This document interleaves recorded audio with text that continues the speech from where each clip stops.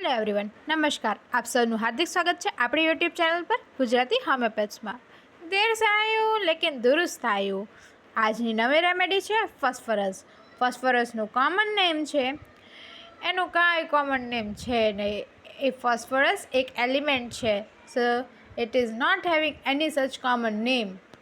તો આપણે શરૂ કરીએ એનું કોન્સ્ટિટ્યુશન. હવે કોન્સ્ટિટ્યુશન જોઈએ તો એનું કોન્સ્ટિટ્યુશન એકદમ એમ સ્લેન્ડર પર્સન છે, ટોલ હોય, એનું ચેસ્ટ એકદમ નેરો હોય, ગુડ બ્યુટિફુલ લુકિંગ પેર, થિન ટ્રાન્સપરન્ટ સ્કિન, ડેલિકેટ આઈલેશિસ હોય, ફાઇન બ્લોન્ડ ઓર બ્રાઉનિશ રેડ હેર હોય છે. એને ગ્રો એકદમ રેપિડલી થશે, ઇન્ક્લાઇન ટુ સ્ટૂપ.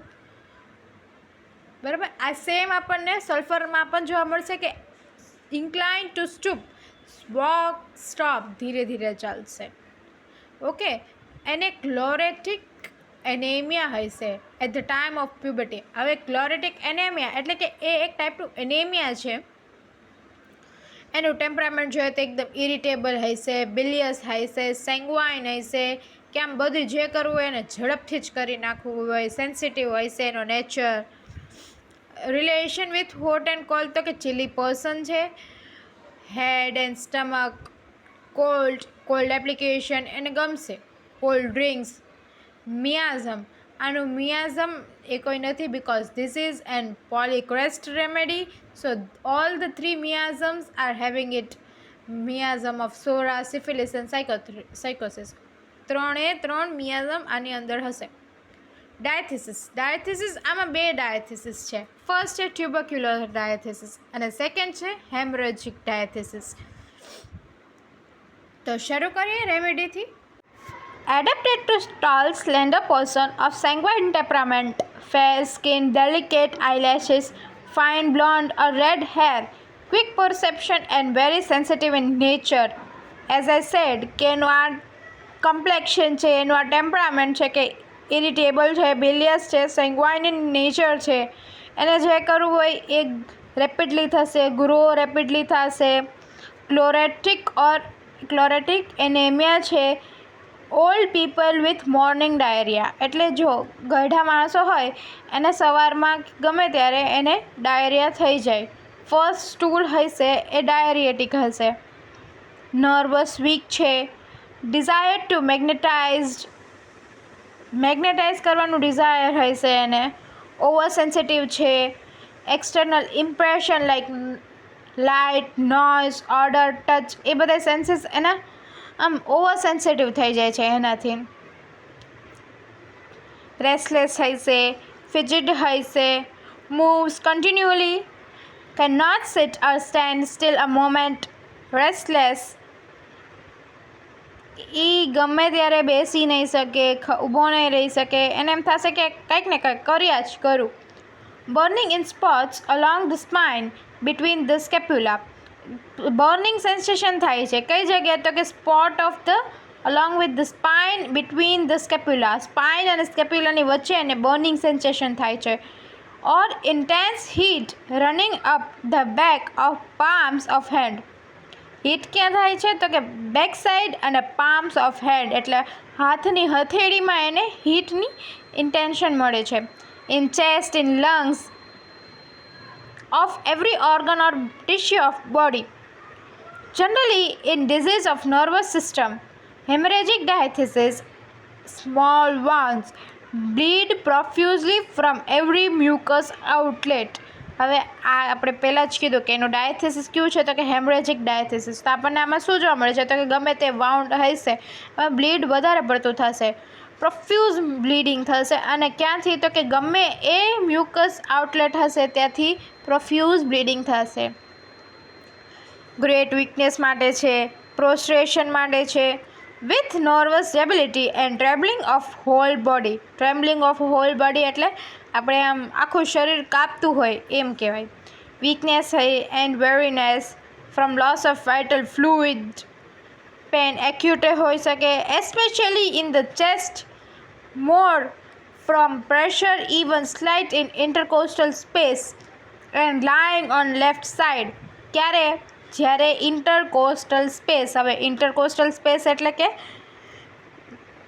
બે રિબ્સની વચ્ચેની જે સ્પેસ હોય ને એને ઇન્ટરકોસ્ટલ સ્પેસ કહેવાય ત્યાં. અને મોર ઓવર શું કઈ સાઈડ તો કે લેફ્ટ સાઈડ સૂવે ને ત્યારે વધારે થાય. Excited by slightest chill open air intolerable. ક્યારે તો કે સ્લાઇટેસ્ટ ગમે જરીક પણ ઠંડી લાગે ઓપન એર હોય ત્યારે ઇન્ટોલરેબલ હોય. A weak empty all gone sensation in head, chest, stomach and entire abdomen. ક્યારે વીક હોય તે ગમે ત્યારે sensation suggest head, chest, stomach and entire abdomen. Apathetic, unwilling to talk, answer slowly, move sluggishly. કેવું move કરે છે? Sluggishly. અને એપ્થે હોય છે. Wearying of life full of gloomy forebodings, dandruff falls out in clouds. Dandruff હોય છે, વાળ ખરતા હોય, આમ એક જથ્થો જ હેરનો નીકળી જાય એવી રીતે હેર ફોલ થાય છે. બાલ્ડનેસ થઈ જશે, બાલ્ડનેસ એટલે કે ધીરે ધીરે ટકલું થવા મળશે. Single spots, eyes hollow surrounded by blue rings, lids puffy, swollen and oedematous હોય છે. આંખ આપણને થોડીક સોજાયેલી લાગશે અને આંખની અંદર જે હશે ને એ આપણને બ્લુ રિંગ્સ દેખાવા લાગશે. Longs for cold food and drink, juicy refreshing things, ice cream, gastric pains. હવે આમાં આપણને શું કે રિફ્રેશિંગ થિંગ્સથી આપણને લોંગ ફોર પેન જોવા મળે છે. ગેસ્ટ્રિક પેન આનાથી થાય છે. As soon as water becomes warm in stomach it is thrown up. જો પાણી પીએ ને તો એમ થાય કે નથી પીવું, એને કાઢી નાખે છે પેટમાંથી. Regurgitation of ingesta in mouthfuls, nausea from placing hands in warm water, sneezing and coryza from putting hands in water. એ હાથ ધોશે તો એને સ્નીઝિંગ થશે, શરદી ઉધરસ તરત લાગે પડે. એક ટાઈપનું એલર્જીક જેવું હોય છે, બટ એલર્જી નથી આ. Constipation, faeces, slender, long, dry, tough and hard, void with great straining and difficulty. કેવું હોય છે આપણને કોન્સ્ટિપેશન કેવું જોવા મળે છે તો કે ફેસ ઇઝ સ્લેન્ડર હોય છે, લોંગ, ડ્રાય હોય છે, ટફ બહુ હાર્ડ હોય, પેનફુલ હોય, ડિફિકલ્ટ હોય નીકળવા ટાણે. But diarrhoea as soon as anything enters the rectum એકદમ પ્રોફ્યુઝ હોય છે, પ્રોફેરિંગ હાઇડ્રેટિક હોય છે, વોટરી હોય છે, સેગો-લાઇક પાર્ટિકલ્સ. સેગો-લાઇક પાર્ટિકલ્સ આ એક પિક્યુલર સિમ્ટમ છે કે સેગો-લાઇક પાર્ટિકલ કેવું હાઇડ્રન્ટ વોટરી છે, સેગો-લાઇક પાર્ટિકલ છે કે જે 1 માર્કમાં કે એમસીક્યુમાં પૂછી શકે. Sensation as if the anus remained open involuntary. Anus કેવું છે તો કે ઇનવોલન્ટરી છે, ઓપન જ રહે. ડાયરિયા કેવું હોય છે તો કે પ્રોફ્યુઝ. અને એનું કોન્સ્ટિપેશન કેવું છે તો કે હાર્ડ છે, ડિફિકલ્ટી છે કાઢવા માટે. Now, during cholera time, mourning of old people. કેવું છે હવે cholera time, morning of old people કેવું હતું તો કે ડાયરિયાટિક હશે. ફર્સ્ટ સ્ટૂલ હશે એ કેવું હોય છે diuretic. Haemorrhage frequent and profuse, pouring out freely and then ceasing for a time. Haemorrhage કેવું છે તો કે ફ્રીક્વન્ટ છે, profuse, pouring, ceasing for a time. Metrorrhagia હશે ઇન કેન્સર. હેમાપ્ટાઇસિસ હશે, વિસ્કેરિસ હશે from nose, stomach, anus, urethra. ગમે ત્યાંથી હેમરેજિક આપણને પ્રોફ્યુઝ બ્લીડિંગ જોવા મળશે. ઇન એમેનોરિયા પણ આપણને જોવા મળશે. Heaviness of chest as if weight were lying on it. During pregnancy unable to drink water, sight of it causes vomiting, must close her eyes while bathing. જો નાવાટાને એની આંખ નહીં ખોલી શકે, એને પ્રેગ્નન્સી ટાઈમે એને વોમિટિંગ ફીલ થશે પાણી પીવાથી પણ. Can not talk, the larynx is so painful, is dry, raw, rough, sore. આ પણ એક પિક્યુલર સિમ્ટમ છે કે જ્યારે બોલી નહીં શકે એનું લેરિંગ્સમાં પેનફુલ હશે, ડ્રાય, રફ અને રો હશે. Cough going from warm to cold air. બહાર જવાથી, ઠંડી વસ્તુમાં રહેવાથી એને કફ કોલ્ડ થઈ જશે. From laughing, talking, reading, drinking, eating, lying on the left side. Perspiration as the odor of sulfur. Perspiration કેવું હશે તો કે સલ્ફર લાઇક સ્મેલ હશે એની. Necrosis of the left lower jaw. આપણને નેક્રોસિસ ક્યાં જોવા મળે છે? એટલે નેક્રોસિસ એટલે કે એક મેસિવ સેલનું પ્યુરિફિકેશન જોવા મળે. આપણને સેલ ડેથ જોવા મળશે નેક્રોસિસમાં. હવે આપણે જોઈશું એના જનરલ મોડાલિટીઝ. જનરલ મોડાલિટીઝમાં આપણે પહેલાં છે એગ્રાવેશન. એગ્રાવેશન ક્યારે જોવા મળે છે?